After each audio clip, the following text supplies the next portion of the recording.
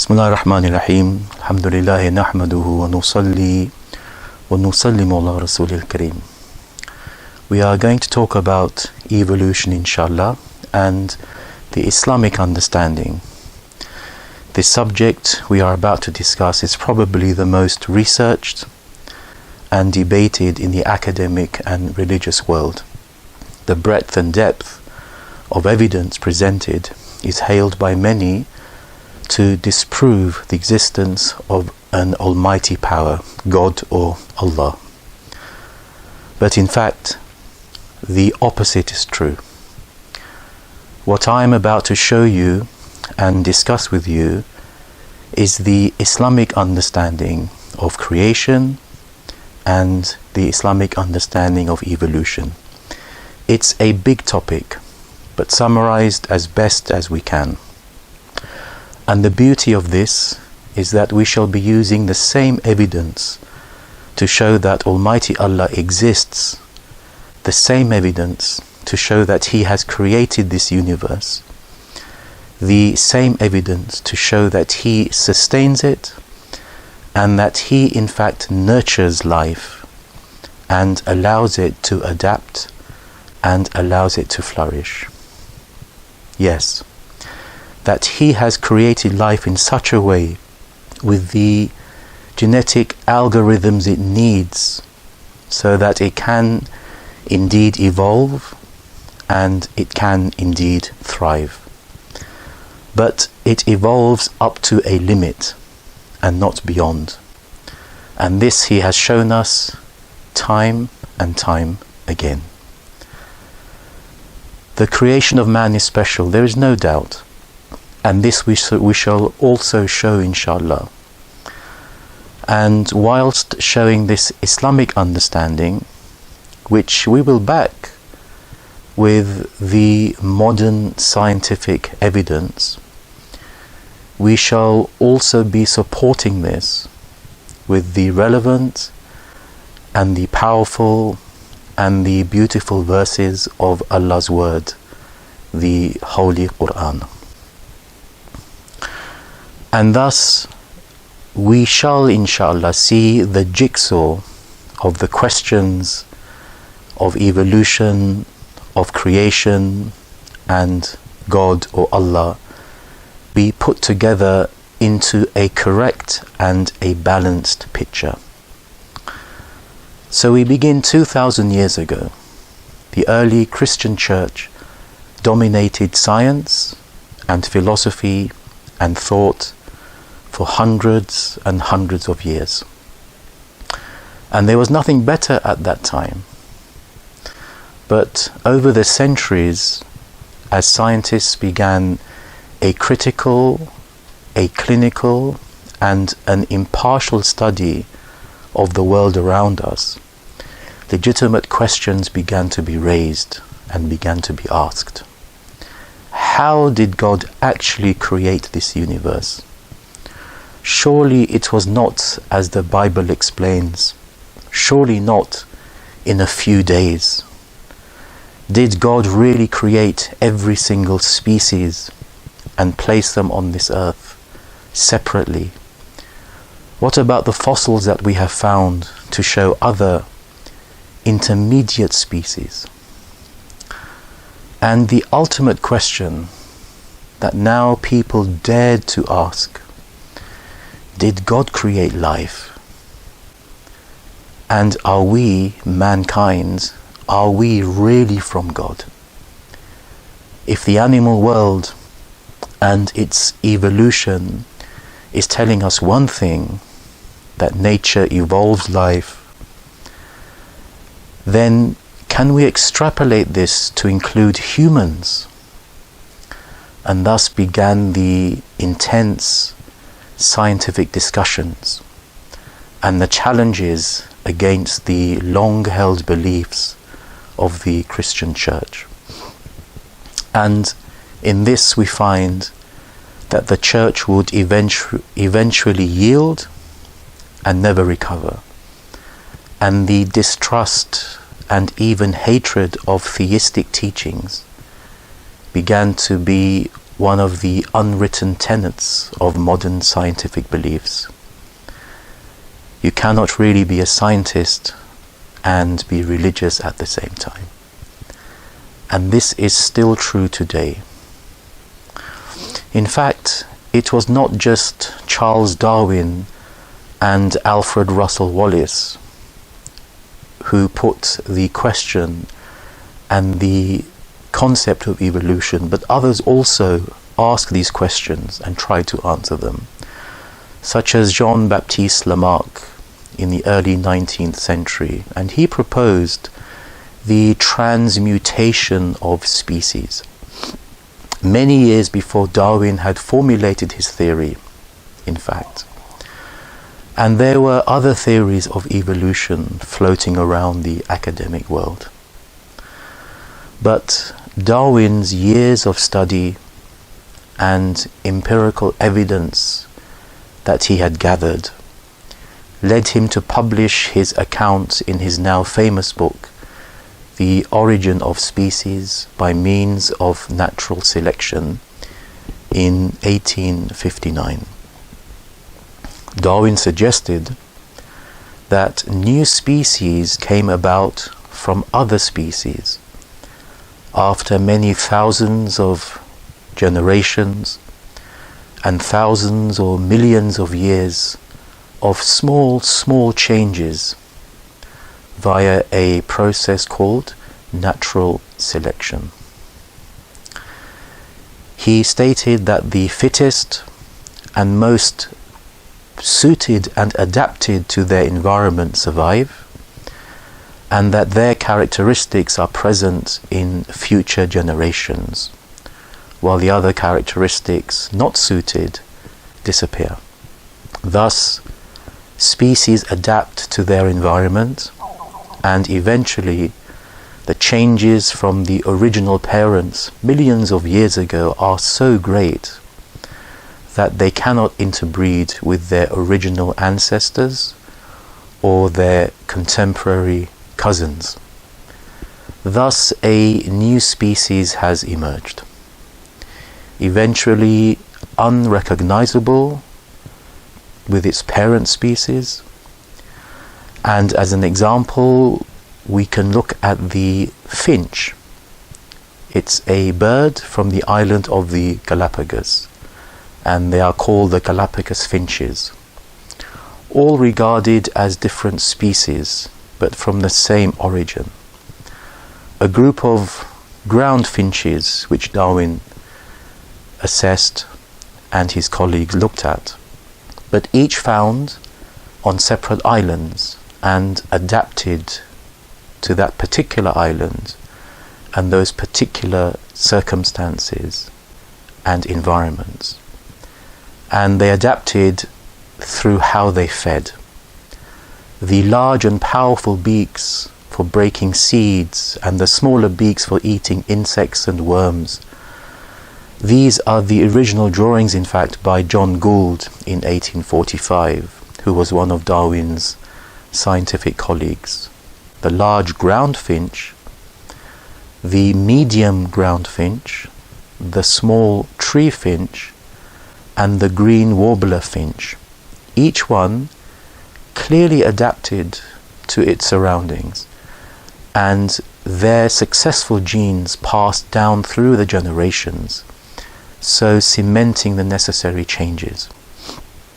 In Darwin's diaries from his first journey to the Galapagos, he says, "It is very remarkable that a nearly perfect gradation of structure in this one group can be traced in the form of the beak, from one exceeding in dimensions, that of the largest gross beak, to another differing but little from that of a warbler, i.e. the small beak. And after his second voyage," Darwin says, "seeing this gradation and diversity of structure in one small, intimately related group of birds, one might really fancy that from an original paucity of birds in this archipelago one species had been taken and modified for different ends. And by the way, an archipelago is a fancy name for an area of ocean or sea that contains a group of islands. So Darwin recognized that there was this process of selection occurring, favoring the more favorable birds or animals for that particular environment. Now, the question we should ask is, did Darwin believe in God? Well, his beliefs were certainly questioned by him and by others. In a letter a few years before his death, he actually writes, "In my most extreme fluctuations, I have never been an atheist in the sense of denying the existence of a God. I think that generally, and more so as I grow older, but not always, that an agnostic would be the most correct description of my state of mind." So he looks like a man who was put off Christianity and the Christian understanding of God. So he declared himself as an agnostic. I would say someone who was searching, but he declares himself with his own hand to be an agnostic, and by definition that is someone who does not really deny or accept God's existence. He just says it is not possible for us to know either way, so we can form our own conclusions there. Now, this would be true if Almighty Allah had not sent us any prophets. We would not know either way, we would be guessing. But he has sent prophets, and it is unfortunate that Darwin did not study Islam, because I believe that he would have found many answers in that religion. And believe it or not, he does mention Muslims and their beliefs in his discussions when he talks about belief in God. And he calls Muslims Muhammadans, as is commonly and was commonly the terminology used. Christianity, as a result of all this work and effort, has been widely rejected now for its scientific beliefs and its morals. And as part of the backlash against the church, academics and scientists have popularly rejected God, as they have linked belief in God with the original Christian understanding about creation. If anything, this just shows that the Bible is incorrect as it stands at present in a number of areas of science and creation. But it fails to explain scientific data. Just look at the copy of Darwin's book, one of the recent publications. It has been designed to look like a holy book, gold-edged paper with the feel of a mini Bible. So much are the evolutionists affected, some even, I would say, traumatized to a level of disbelief and antagonism. Unfortunately, other religions have unfairly then been dragged into this mindset, also being rejected by default rather than through investigation. Well, it now requires Islam to come to the rescue, to clarify us in the confusion that exists about creation, about evolution, and about God. There is a truth, and we just have to declare it. It is Islam that comes to the rescue for this search for this truth, this haqq. If Almighty Allah has indeed designed this whole universe and has designed life, and He is the most wise and most powerful and most knowledgeable, we have to ask, would He have designed life to exist and then to disappear and die? Would He have designed life unable to adapt and evolve? And Allah says, أعوذ بالله من الشيطان الرجيم ومن آياته خلق السماوات والأرض واختلاف سنتكم والوانكم إن في ذلك الآية للعالمين. And amongst his signs are the creation of the heavens and of the earth, and the diversity of your language and your colors. Indeed, these are signs for those with knowledge. So Allah Azza wa Jal has declared that human beings will and have evolved into different colors, into different races, with different cultures and different languages. They will adapt to their surroundings, developing, advancing, enriching themselves.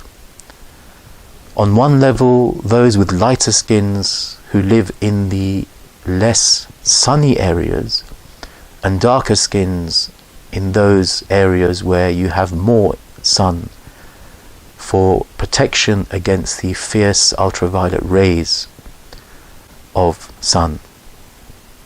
And on another level, diverging in language and culture as a sign of their intellectual prowess.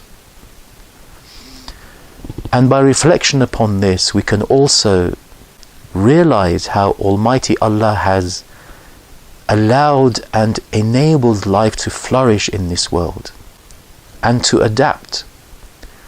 This is by Allah's design, Allah's great design, and by His great programming. And when Allah subhanahu wa ta'ala mentioned the heavens in this verse, He mentions it as a plural. He doesn't say heaven, He says heavens. And by that we know He includes all of the dimensions that are known to exist, even though we can't explain what each dimension is.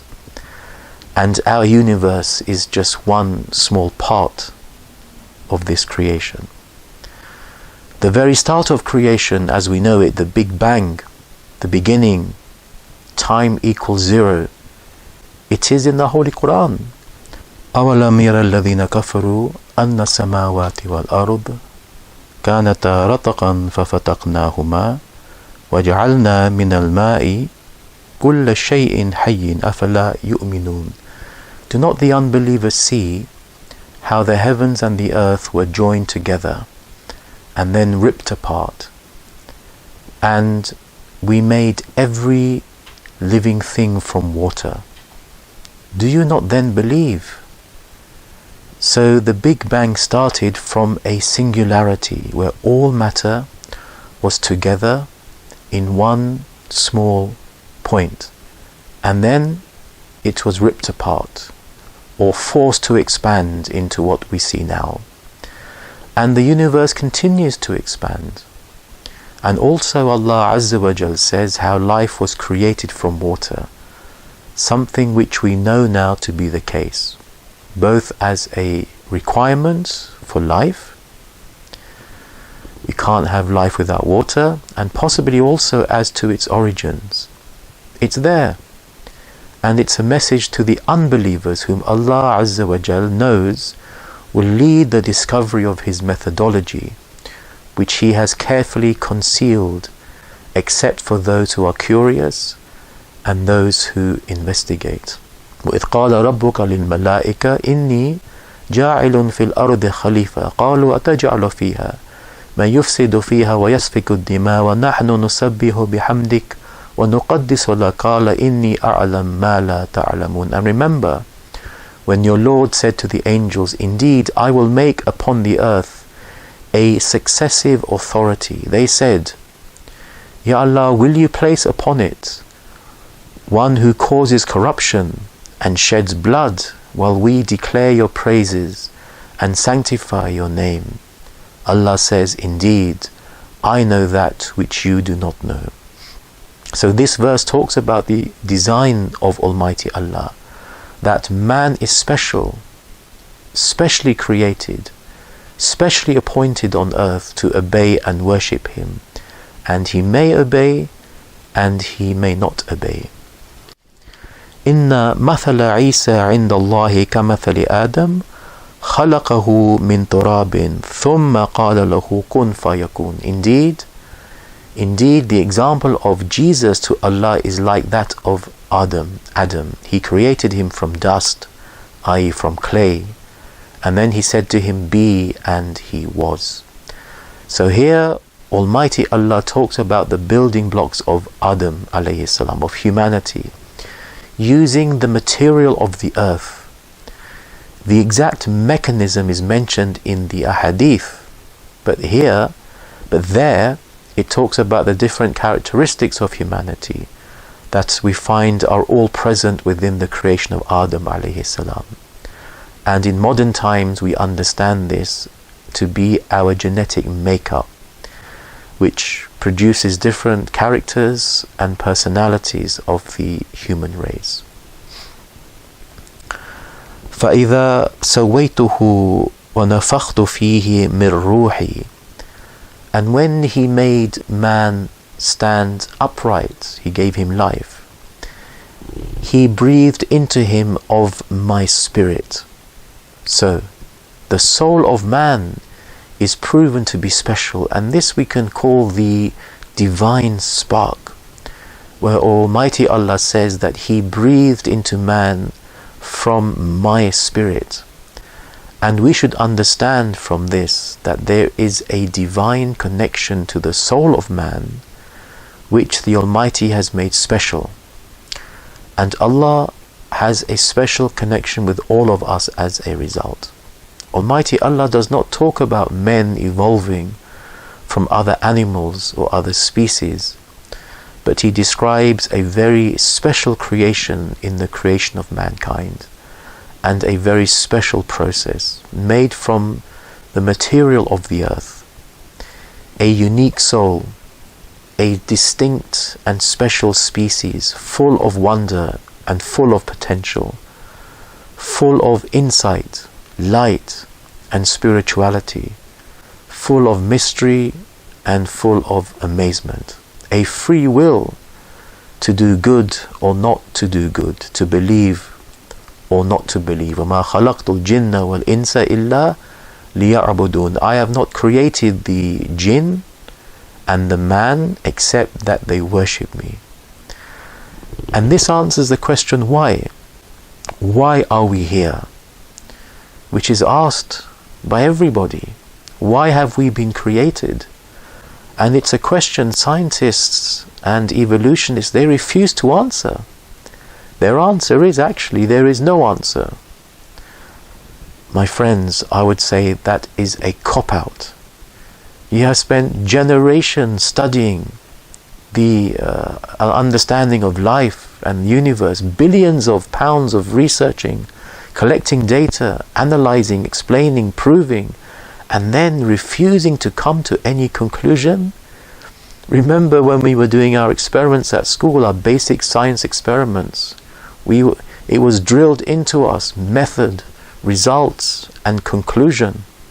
But now, method yes, results yes, but no conclusion. Why? Well, because I believe they are scared of the conclusion. In fact, scientists have still a huge amount of maturing to do. They should not run away from such a question and refuse to answer it. So their subject as well, the subject of science, if science doesn't want to come to a conclusion, then that also has a huge amount of maturing to do. Once it does mature, and once people do mature, then we will see. And Allah also says, when your Lord brought the descendants of the children of Adam from their loins and caused them to bear witness against themselves, Alastu bi rabbikum, am I not your Lord? Qalu bala, they said, certainly we bear witness, lest they should say on the day of resurrection, we were heedless of this. So the origin of formal acceptance of our belief in God. All our souls are created Muslims. The awareness of the Almighty from that amazing meeting. However, this formal gathering is where all souls acknowledged and accepted and recognized Almighty God. Further proof that our creation is indeed special and separate from other life on earth, we can understand and we know man is not the largest of creatures on the earth. We are also not the strongest. We are not the fastest. We don't even have the best eyesight out of all the creatures. And we can only breathe air. We can't survive in water. However, mankind has something unlike anything else on this earth. Man has a powerful intellect, an enlightened soul, the ability to reason and reason deeply, to plan, to construct, and to create. Man has a deep and wide awareness of himself and of those around him and the surroundings. Man has a spirituality that he can accept and utilize and benefit, or ignore and reject. And unlike animals, we can manufacture sophisticated tools and weapons. We cook our own food. We have a varied and rich diet. We are agricultural. We grow our own food and raise our own animals, domesticate them. We utilize sophisticated languages, writing, drawing. We use clothes and jewelry. We have a huge diversity of rituals, culture, religion, systems of belief. We even bury our dead. We invent. We explore. We discover. We analyze. We research. We undertake long-term planning for ourselves and our species and our environments. We conduct trade. We create technological advanced machineries. We have and use the ability to question and reason and argue. In fact, the only similarity to animals is the stuff that we are made from, the atoms and molecules. As Almighty Allah has stated, we are from dust or from clay, from the material of this earth. Almighty Allah has shown us that while we may have the same molecules and structure as other creatures, we may even look like some animals, with our body structures internally and externally being quite similar. Even our DNA showing similarities, but our mind, our soul, our actions differentiate us. Our intellect differentiates us. It allows us to become the strongest, the fastest, the best, or even the worst.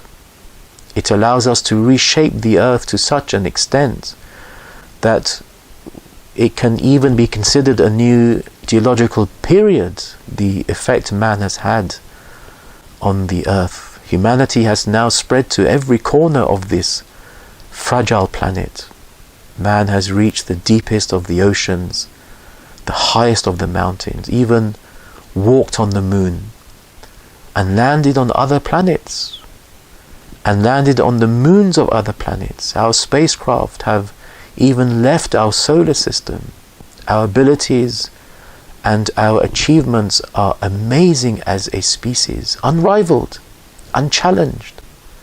We have the power to destroy the earth in multiple ways with our weapons or even with our wastage. We have the freedom and the ability to accept morality, or to change morality, or even to reject morality. None of Allah's other creation comes close to any of these areas. لَقَدْ خَلَقْنَا الْإِنسَانَ فِي أَحْسَنِ تَقْوِيمٍ. We have created man in the best way, says Allah Almighty. Our intellect, our sophistication, our abilities to reason and to ponder, to philosophize, to believe in an afterlife, to go beyond our basic needs and our essential requirements. We are not confined like all other animals and plants are confined to basic rules, to basic roles, and to their genetic programming. Our souls and genetic algorithms are divinely inspired to be special and to be different. We do not require science to show or prove this. We just need to open our eyes and we can see clearly the enormous differences, the significant differences between us and all other species of life. But let's also use science. Let's also use science's own discoveries and empirical data. And that's an important point. Scientists are discoverers. They mostly discover what is already there. And one hopes then they come to conclusions. For example, we discovered gravity. We discovered the laws of motion. We discovered natural selection. We discovered DNA. We discovered the laws of thermodynamics. We discovered the expansion of the universe, the speed of light, the various elements that exist. We did not create these. We discovered them, we studied them, and we managed to understand them. And we have also discovered that evolution cannot produce a species with all the intellectual complexities and greatnesses that we find in ourselves in humanity. Evolution cannot and has not produced a human-type animal. It is a fact that mammals have evolved only because the asteroid impact around 66 million years ago. And that wiped out the previous dominant species, the dinosaurs. They represented at that time the pinnacle of the evolutionary process during that time period, the evolution of reptiles, and they became the ultimate and the dominant species. But where was the human equivalent of the dinosaur? Where? Evolution was allowed to continue uninterrupted before the asteroid impact, but no human equivalent was produced. Why? Because evolution has its limits. It's okay for plants and animals to evolve into new species, so adapting and flourishing and advancing, but there is no divine spark as there exists in humanity, no breath of Allah as He gave humanity, no special genetic algorithm as He gave humanity. Hence, animals evolve into other animals that are better suited, maybe even more advanced than previously, but ultimately it will stop and it cannot proceed further. It cannot create the complexity of a human being. And before the dinosaurs, there were other animals and other evolutionary periods that ultimately dominated the earth. But in each phase, the evolution and the advancement eventually stopped and couldn't proceed further, producing a dominant species but nothing like man. There were actually 5 mass extinction events and 5 periods where evolution was allowed to progress, but no human type species evolved ever. The Ordovician, 416 million years ago, 85% of species lost through massive glaciation. The late Devonian, 375 million years ago, 75% of species lost in that mass extinction event because of reduction in oxygen.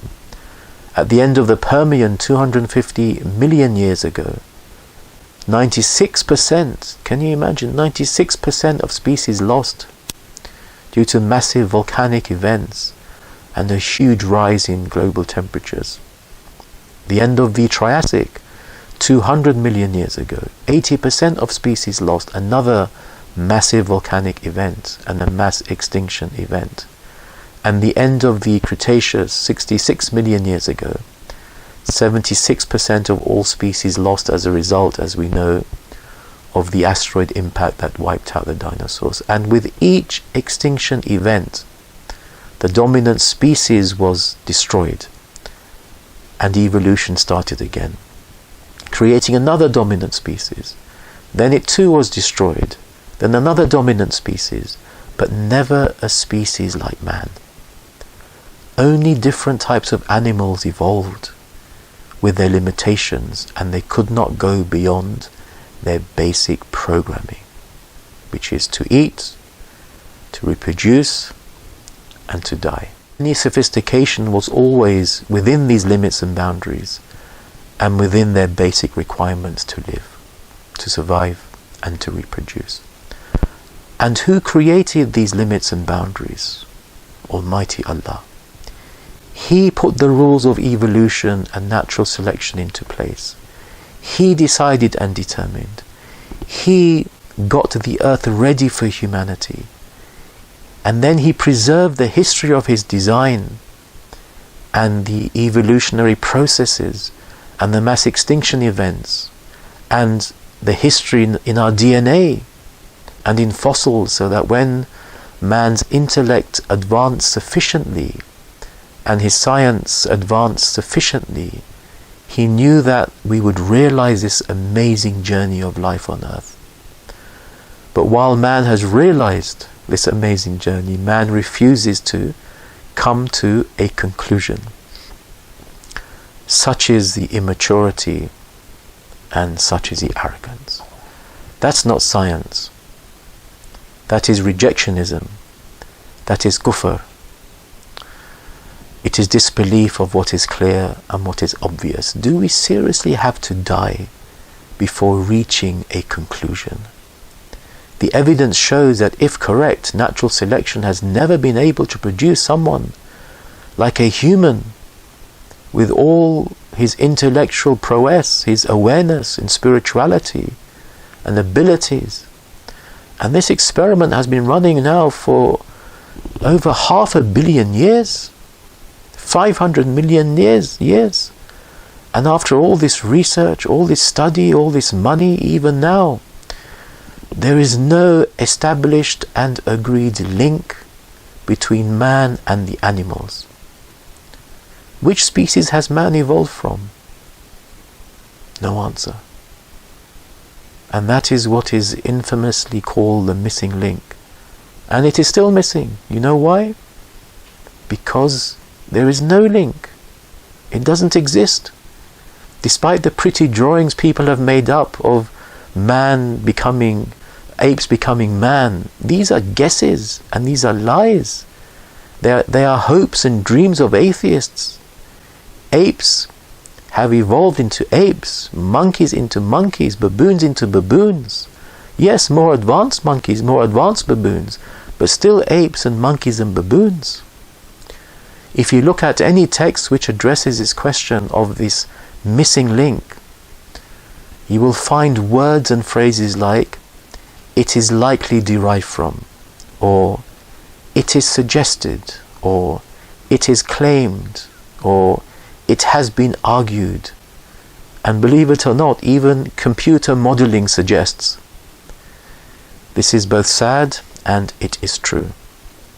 There is a huge struggle to connect apes to humans.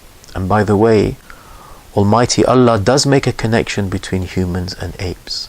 وَلَقَدْ أَلِمْتُمُ الَّذِينَ أَعْتَدَوْا مِنْكُمْ فِي السَّبْتِ فَقُلْنَا لَهُمْ كُونُوا قِرَدَةً خَاسِئِينَ. And you had already known about those who transgressed amongst you concerning the Sabbath. And we said to them, be apes, despised and rejected. Yes, humans to apes. Yes, devolution. Yes. But apes to humans? No. Maybe some skulls discovered are these devolved humans that Allah talks about. You know, we can show similar drawings of evolution for air travel, for example, for cars, for computers, and for our precious mobile phones. These evolutionary steps in technology did not happen on their own. There was a designer, there was a power, there were simple laws to make things better. to make things faster, to make things more desirable, to adapt to human requirements. This in fact is a direct reflection of the laws of Almighty Allah. It cannot show that Almighty Allah does not exist. It shows the opposite. So now we have a few final and important questions. What has made evolution by natural selection so powerful to allow and direct life to expand, to evolve, and to flourish on this earth? Well, it is Allah's amazing design. It is His incredible power. What has caused life to possess the urge and ability to adapt and survive, Allah's amazing design and His incredible power. Evolutionists are overawed by nature, by its diversity, by its power, by its evolutionary prowess. But who put the rules of natural selection into place? Almighty Allah established it, and He maintains it, and He has shown us His design. He has demonstrated His power, and He also boasts of our unique place on earth in His creation. He has actually allowed us to discover this and to study it and understand it. We should realize also that there are some things He has not allowed us to study and to discover. For example, the weather, something talked about every day. You know, we can only predict a few days into the future, maybe even a few weeks, but 2 months, 1 year, 5 years, no. That information He has hidden. But how life adapts and evolves, He has allowed us to take a peek. He wishes us to know. He wishes us to understand. He wishes us to conclude. And another question to ask is this: if evolution is so powerful, why is there no life on the moon, on Mars, on Venus, and so far nowhere else? Why? Because Allah has only allowed it on the earth and has made the earth special. We find that the earth is in a perfect orbital position for life. It is at a perfect temperature for water to exist at a solid, a liquid and a gas. It is a perfect size, a perfect age. It has a moon of perfect proportions and distance to keep its rotation balanced. It has perfect seasons and perfect tides. It has a perfect proportion of land to oceans, which results in a relatively stable environment on our planet. It is in fact a miraculous planet and a unique planet, with life at every height, at every depth, in the darkest of places, in the brightest of places, life in the coldest and hottest of places, life in the driest and the wettest of places. It is a planet specially created, specially nurtured, and specially designed by the power of the Almighty. I once discussed evolution with an academic who had done an MSc degree in the field. And when he said that evolution proves God doesn't exist, I asked him if evolution had specific laws to ensure that it works, to ensure that natural selection takes place and life advances and adapts. And he said, yes, of course. But he said these laws are very simple. And my response, but who put these simple laws in place? Who ensured that these laws, while being simple, are so powerful, so robust, so effective? Almighty Allah has put. And in these simple genetic algorithms you find Allah's design, culminating in the amazing molecule of DNA, deoxyribose nucleic acid, a beautiful double helix containing 1,500 million bits of information in 100 trillion cells. What an amazing piece of molecular engineering. What a truly breathtaking design, so complex, so elegant, so powerful, so complicated, and yet it works, and it works well, and it's worked through the ages, hundreds of millions of years. Even though so many things can go wrong, it works right in front of us, and it can be easily manipulated by us. It has worked for millions of years, and God's signature is present throughout His creation.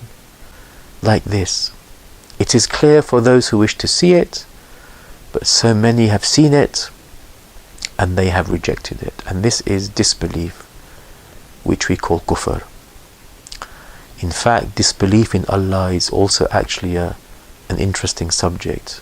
And if I just mention a couple of points on this, the first is this, that kufr is from kafara. Kafara means to hide.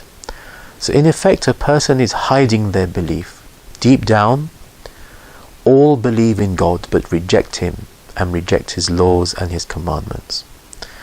True stories of people praying desperately when their plane is crashing or their ship is in a massive storm shows this inner belief is true, and we call upon it. And this inner belief many try and reject and hide. And that is why scientists do not wish to come to the conclusion. They do not wish to even address the question using the evidence right in front of them. Evidence that they've discovered, that they're talking about, that they paid money for. And that is why they don't wish to answer the question, why? How has been asked and answered and is being answered after, let's face it, many generations of research and analysis. But how many more generations do we have to wait before people have the courage and humility to answer why?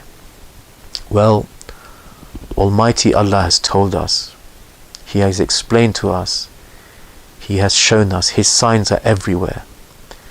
We just need to open our eyes to the truth and open our hearts to reality. وآخر دعوانا أن الحمد لله رب العالمين.